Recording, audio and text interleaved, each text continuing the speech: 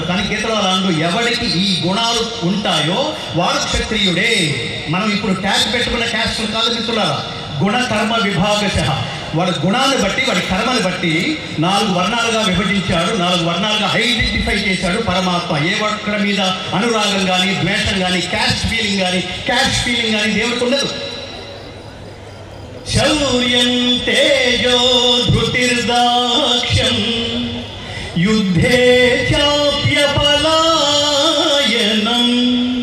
దానమీశ్వర భావశ్చ క్షాత్రం కర్మ స్వభావజం.